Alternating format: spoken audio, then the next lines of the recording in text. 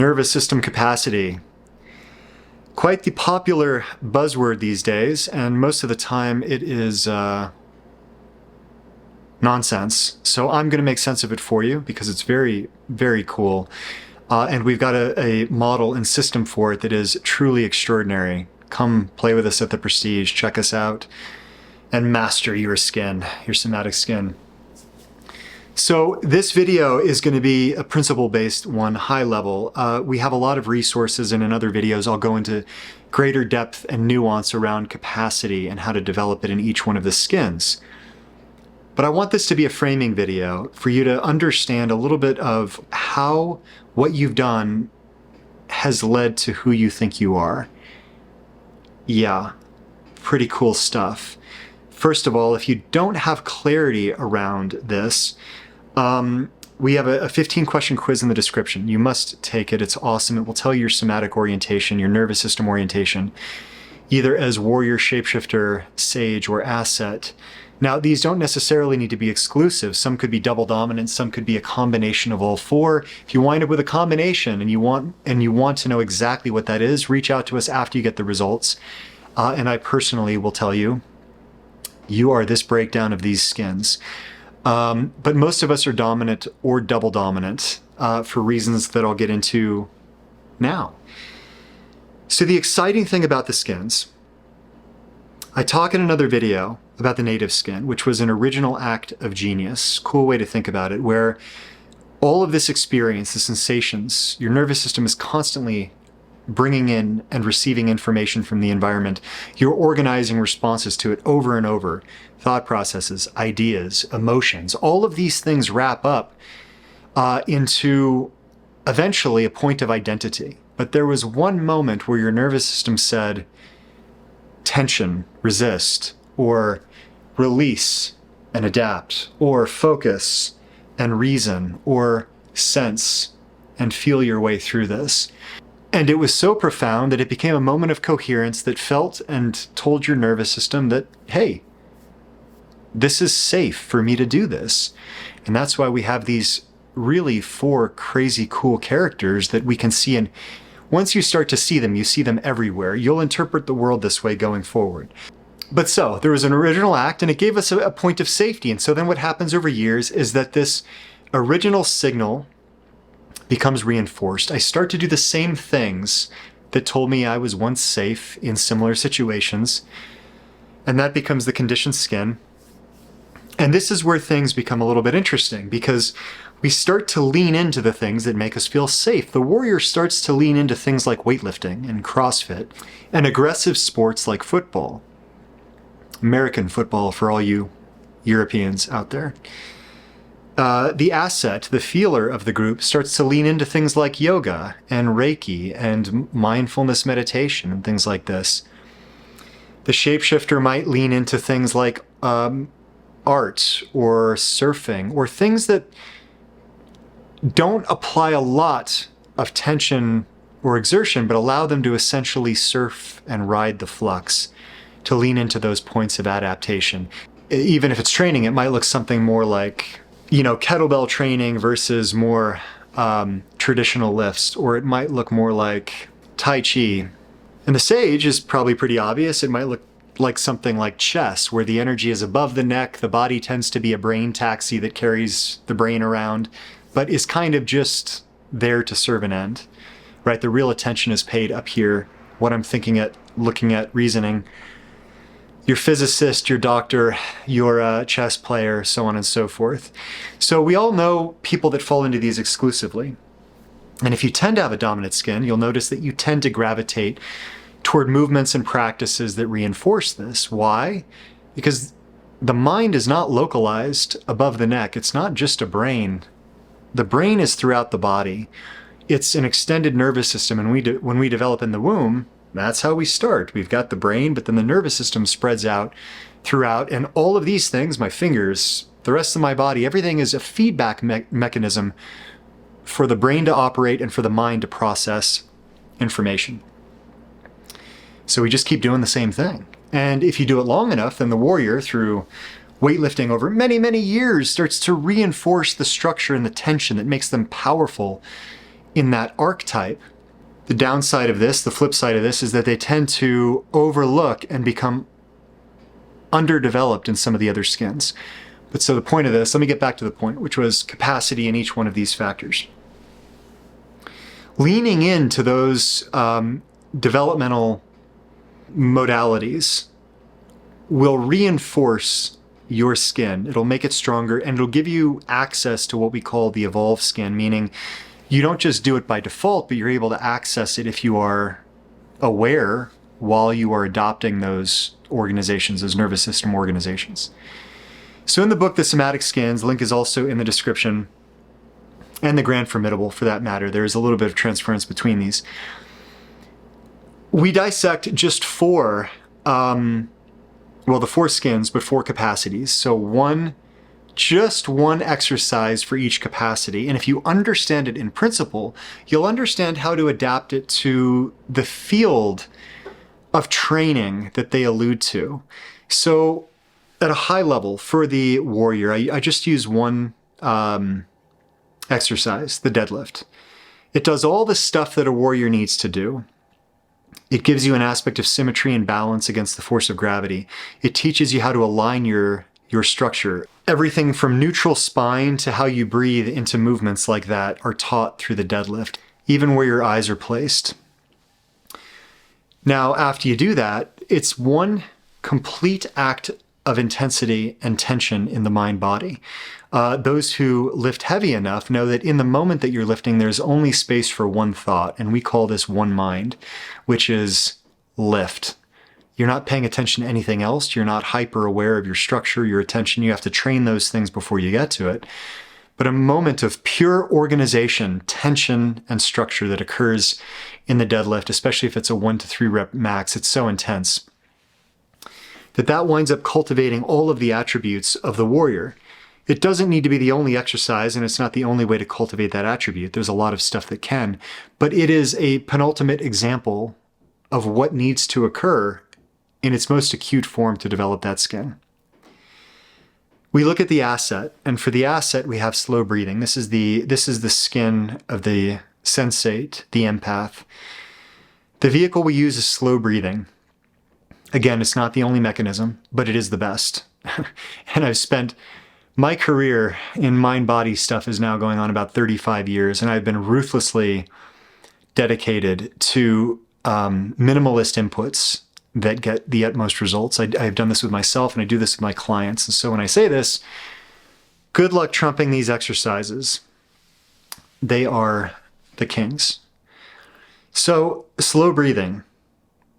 It does a few key things. The book goes into some of the biological elements of it, how it actually will increase CO2, downregulate your sympathetic nervous system, allow you to sense and feel more in real time. It does a lot of things physiologically, but I just want to talk about the experience that changes within that practice. As you practice slow breathing, the process of elongating and deepening the breath into the abdomen, and we use metrics for this. An intermediate level would be 10 breaths in 5 minutes, an advanced level would be 10 breaths in 8 minutes or more. So that'll give you an idea of the level of breath control attainable, and each one of these unlocks higher levels of the asset or the empath, meaning it gives you more conscious control over your native skin, your natural abilities. But what it does is when you start to reach those points of resistance, which will feel like drowning, you'll start to gasp a little bit, and you need that air.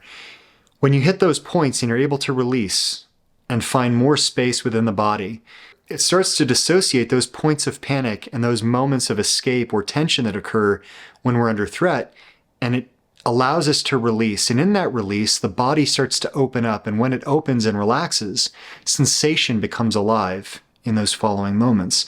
And so it's an incredible way of measuring this capacity, this physiological capacity that directly correlates into felt sense and awareness and the ability for the asset to both, increase, but also trust their intuition.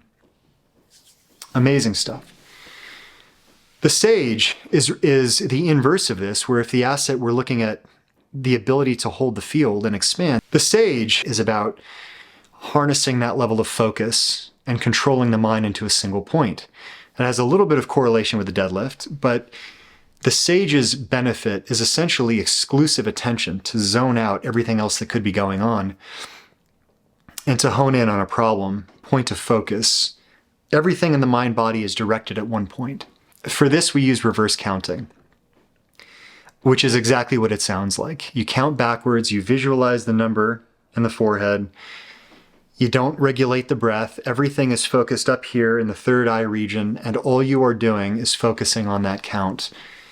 And then there are ways in which we say you can progress up to the next level. Somebody might start at 100 or 300, but eventually you earn your way up to 500, 700, 800, which would be a very advanced reverse count. That's about a full hour of counting. Whereas the 500 count is about 20, 25 minutes or so. But now as this is practiced, or similar things, practicing chess, focusing on reading or writing for extended periods of time, there are countless moments where the mind just wants to get out of this monotony and this boredom that keeps coming up. And in those moments, if you are able to first be aware of that impulse, maintain awareness of the focus. In the beginning, you'll drift and you'll bring yourself back, but eventually you'll be able to be aware of it in real time. Maintain attention on the count and bring your attention fully back to that focus. What happens is this repetition of your body wants to flee. Your mind wants to flee into a more comfortable thought or to check your phone. You just start to feel agitated. And this repetition of saying, I'm not going to complete the loop. I'm not going to do the thing that my mind is telling me to do in this next moment.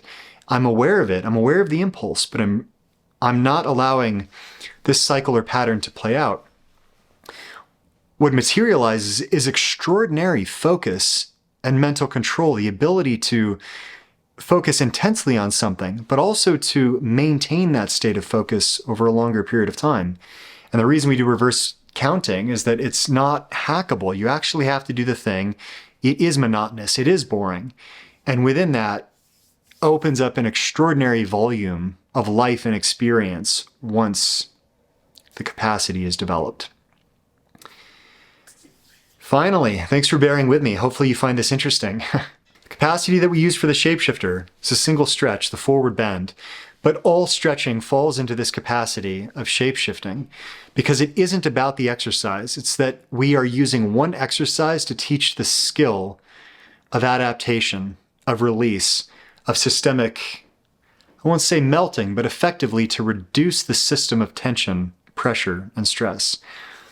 And for us, that is the forward bend. But again, keep in mind all stretching contains the same principles. Moving away, if you're stretching a certain muscle like the hamstrings, you first move away from the joints that might be looking at the insertion and origin of that muscle, creating space before compression.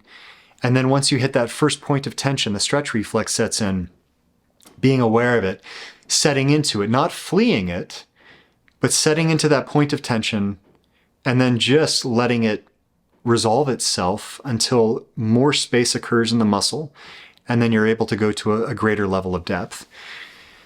This is an extraordinary skill because it transfers clearly. I'll tell stories about this in another video around people that I've worked with, but you can find access to adaptation and release from your normal way of operating that you wouldn't expect to come from a basic physical practice because it isn't just physical, but from doing something like the forward bend into realizing, I realize that I've got a lot more space and time in relationships with my partner or my kids or whatever it is, or even dealing with work problems.